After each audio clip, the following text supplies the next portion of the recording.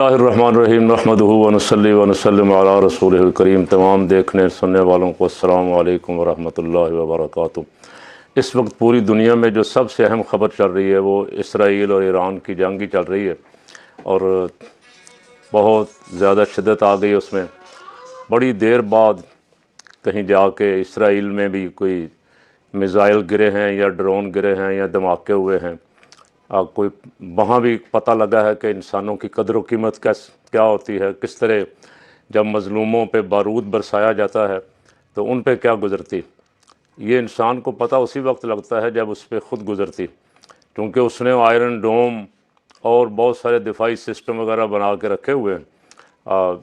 छोटे मोटे हमले जो उस पर करते थे हिज़्बुल्लाह वाले या लबनान से या यमन से, वो रोक लेता था। अब पहली दफ़ा उस पर कोई बड़ा हमला हुआ है जिसकी तस्वीरें सोशल मीडिया पे आ रही हैं कि थरथली मची हुई है तल अवीव में और हैफ़ा में और मुख्तलिफ़ शहरों में।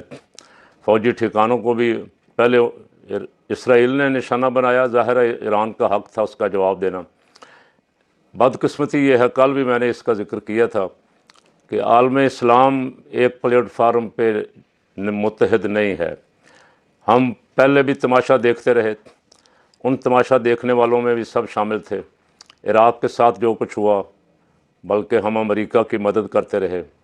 फिर अफ़गानिस्तान के साथ जो कुछ हुआ, अब ईरान और उसके बाद पाकिस्तान की बारी। ये बड़ी देर से बात चल रही है, आप और हम सुन रहे हैं दानिश्वरों से कि बारी बारी एक एक मुल्क पे हमला करेंगे। अल्लाह हमारे हुक्मरानों को हिदायत दे दो, ये इकट्ठे हो जाएं। हमें तो लड़ाया गया है शिया सुन्नी कह के कि ये शिया है ये मर जाए तो अच्छा है, ये सुन्नी है तो ये मर जाए तो अच्छा है। इस हद तक हमारे इख्तिलाफ़ात इस हद तक चले गए हैं कि हमें एक दूसरे के गम का गम नहीं होता, अफसोस का अफसोस नहीं होता, किसी के मरने की किसी की तकलीफ़ की परवाह नहीं है, सिर्फ मसलक प्यारा है। हुज़ूर का कलमा पढ़ने वाले जहाँ जहाँ भी हैं, दुनिया कुफ्र इन सब को मुसलमान समझती। कोई मारते हुए इसराइल ने तैयारों से बमबारी करते हुए या मिज़ाइल मारते हुए कभी पूछा नहीं कि लबनान में शिया कितने हैं सुन्नी कितने हैं, हिज़्बुल्लाह में शिया कितने हैं सुन्नी कितने हैं, फ़लस्तीन में और गज़ा में सुन्नी शिया का तनासुब क्या है। इंडिया ने हमला करते हुए नहीं पूछा कभी कहाँ मार रहे हैं। तो काश ये बात हमें भी समझ आ जाए। अभी भी लोग इसी तराजू के साथ तोल रहे हैं ईरान की जंग को। इस वक्त भी अगर मिल्लत इस्लामिया मुत्तहद नहीं होती, मैं बहुत सारे दानिश्वरों को सुन रहा हूँ जो टीवी पे कह रहे हैं और वो हक़ बजानिब हैं। वो कहते हैं ये मिल्लत इस्लामिया यार कहना छोड़ दो, कोई मिल्लत हम नहीं हैं। हम जब अकेले अकेले ख़ुद अपनी अपनी ग़ुलामी कर रहे हैं किसी एक बड़े मुल्क की, और इसराइल जैसे छोटे से मुल्क को एक मिज़ाइल ईरान से जाता है तो 3-4 जगह उसकी रुकावटें इस्लामी मुल्कों में, इस्लामी मुल्क ईरान के साथ खड़ा होने की बजाय इसराइल को मदद फराहम कर रहे हैं। तो मिल्लत इस्लामिया कहाँ गई?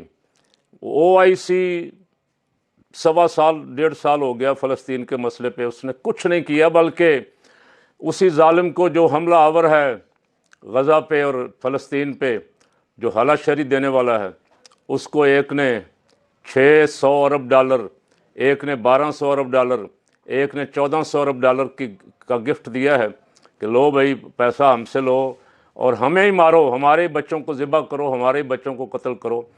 तो ये बात तो दुरुस्त लगती है, जो कहने वाले हैं वो इसमें हक़ बजानिब हैं कि हम मिल्लत इस्लामिया या आलम इस्लाम, जब हम बतौर मुसलमान एक दूसरे के हामी नहीं हैं, एक दूसरे का साथ ही देना नहीं चाहते, एक दूसरे के साथ खड़े होने के लिए तैयार नहीं हैं, तो कौन सी मिल्लत है?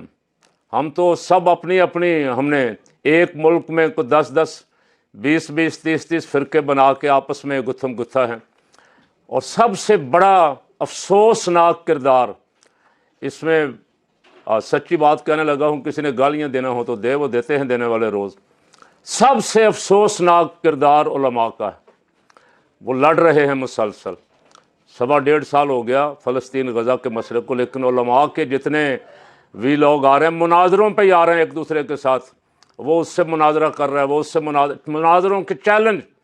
पहले तो थे ना एक मसलक दूसरे मसलक को, अब वो भी चल रहे हैं और अब आपस में एक दूसरे को भी تو آپ اندازہ لگائیں کہ عوام الناس جو ہے وہ آپ کے بارے میں، ہمارے بارے میں کیا تاثر قائم کریں گے کہ اتنی بڑی آفت مسلمانوں پہ، انڈیا نے پاکستان پہ حملہ کیا، اسرائیل فلسطین غزہ پہ حملہ آور رہا، اب ایران پہ حملہ آور ہو گیا ہے، باقیوں کو بھی دھمکیاں دے رہا ہے، اور ہمیں اس کا کوئی احساس ہی نہیں۔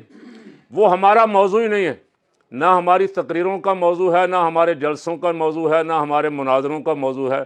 ہمارا موضوع جو ہے وہ آپس میں گتھم گتھا ہیں، آپس میں لڑ رہے ہیں، اور ایسے میں بہت سارے بدقسمت ایسے ہیں جنہیں دشمن استعمال کرتا ہے۔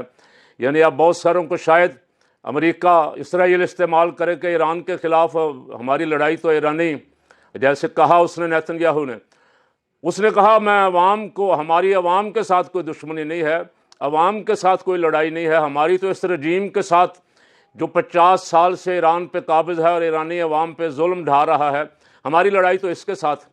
تو اس کے تو بہت سارے یہاں حامی بن جائیں گے، تیار ہوں گے بیٹھے ہوئے کہ یہ تو بات بڑی صحیح ہے، یہ حکومت وہاں ختم ہونی چاہیے۔ کوئی اسرائیل کی، کوئی امریکہ کی ٹاؤٹ حکومت آ جائے تو ہمیں کوئی فرق نہیں پڑے گا، ہمیں تو ان سے فرق پڑ رہا ہے جو اسلام کا نام تو لے رہے ہیں، کوئی نام کیوں لے رہے؟ تو اس پہ ضرور غور فرمائیں جتنے بھی سننے والے ہیں، اسے کوئی اپنے خلاف نہ سمجھے، لیکن ہمارا المیہ یہ ہے، ہم تاریخ میں سنتے تھے کبھی کہ بغداد پہ ہلاکو اور چنگیز نے حملہ کیا تو وہاں کے علماء مکھی اور مچھر کے مناظروں میں حلال حرام میں لگے ہوئے تھے، لیکن اب تو ہم اپنی آنکھوں سے دیکھ رہے ہیں، اور شاید ہم نہ دیکھ پاتے اگر یہ سوشل میڈیا پہ لڑائی نہ چل رہی ہوتی، سوشل میڈیا پہ یہ تماشے نہ لگے ہوتے تو ہم نہ دیکھ پاتے۔ کوئی بیٹھا ہوا، کوئی رحیم یار خان لڑ رہا ہے، کوئی خیبر پختونخوا میں، کوئی پارا چنار میں، تو ہمیں پتہ نہ چلتا، لیکن اب تو روزانہ مناظرہ فلاں، مناظرہ فلاں، مناظرہ فلاں، بڑی بڑی 2-2 3 گھنٹے مناظروں کی ویڈیو ڈالی ہوئی ہیں۔ تو میں سب ان حضرات سے گزارش کرتا ہوں کہ اس وقت عالم کفر سارا اکٹھا ہو گیا ہے، اور انہوں نے منصوبہ بندی کی۔ منصوبہ بندی کیا؟ وہ نیتن یاہو نے بتا دی۔ اس نے کہا یہ دونوں ملکوں کا ایٹمی پروگرام ہمیں کسی صورت بھی برداشت نہیں ہے۔ پاکستان کا ایٹمی پروگرام ہم اس وقت روک سکتے تھے، لیکن ہم سے غلطی ہوئی، اسے روکنا چاہیے تھا، اور ایران کو تو ہم کسی صورت بھی ایٹمی پروگرام اس کا برداشت نہیں کریں گے۔ کیوں جی؟ وجہ اس نے بتائی کہ یہ دونوں مسلمان انتہا پسند ملک ہیں۔ پاکستان میں تو مولویوں کی حکومت نہیں ہے، پاکستان میں تو آپ کے لاڈلوں کی حکومت ہے، آپ کی مرضی کے زرداری اور شہباز کی حکومت ہے۔ پھر پاکستان سے تکلیف یہ ہے کہ پاکستانی فوج بھی اسلام کا نام لیتی ہے، پاکستانی عوام بھی اسلام کا نام تو لیتے ہیں، اور جب کبھی کوئی مسئلہ کھڑا ہوتا ہے تو کھڑے ہو جاتے ہیں، لڑنے مرنے کے لیے تیار ہو جاتے ہیں۔ تو ان کو دو ملکوں سے تکلیف ہے، جس کا سیدھا سیدھا مطلب یہ ہے کہ اسرائیل کے بعد پاکستان نشانہ ہے، اور پاکستان کی اللہ حفاظت فرمائے۔ کل بھی میں نے کہا تھا، جس طرح کا اللہ کریم نے پاکستان کو دفاعی نظام دیا ہے اور جذبہ شہادت دیا ہے مجاہدوں کو، لڑنے والوں کو، اسرائیل کا اگر کبھی پاکستان کے ساتھ اس کی پنجہ آزمائی ہو جاتی تو اسے سمجھ آ جاتی جنگ کسے کہتے ہیں۔ 2000 یا 2200 کلومیٹر دور بیٹھ کے ایران پہ حملہ کرنا، اور وہ بھی لاجسٹک سپورٹ اس کو مل رہی ہے اردن سے، قطر سے، امارات سے، وہاں اس کے امریکن اڈوں سے، اتنی دور سے بمباری کرنے کے لیے آنا ایک مسئلہ تھا، لیکن ہمارے اپنے ہی اس کی ہمت، ایران کے لیے کوئی رستے میں حامی نہیں ہے۔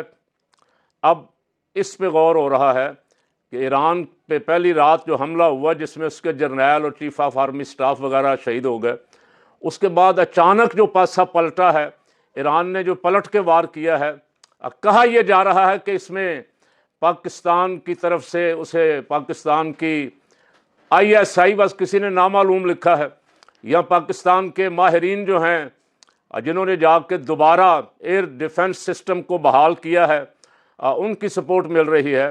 تو سیدھی سیدھی بات ہے، وہ الزام لگائیں گے پاکستان پہ، بہانہ بنا کے پاکستان پہ بھی حملہ کریں گے۔ اس لیے پاکستانیوں کو تیار رہنا چاہیے، اور علماء کو کچھ تھوڑی سی روش بدلنی چاہیے، قوم کو جہاد کے لیے تیار کرنا چاہیے۔ اللہ ایرانیوں کو فتح عطا فرمائے، ثابت قدم رکھے۔ انہوں نے ہمارے جگر ٹھنڈے کیے ہیں، بڑی دیر بعد، بڑی دیر سے ہم یہ دیکھ رہے تھے کہ کاش کوئی اسرائیل کو جواب دینے والا ہو، اور وہ 1.5 سال سے مظلوموں پہ ظلم کر رہا تھا۔ اللہ نے ایرانیوں کو ہمت دی ہے، اور انشاءاللہ العزیز جو اللہ کے لیے لڑتا ہے اسے خدائی مدد ضرور ملتی۔ اللہ تعالیٰ तमाम आलम इस्लाम के ममालिक का हामी व नासर हो।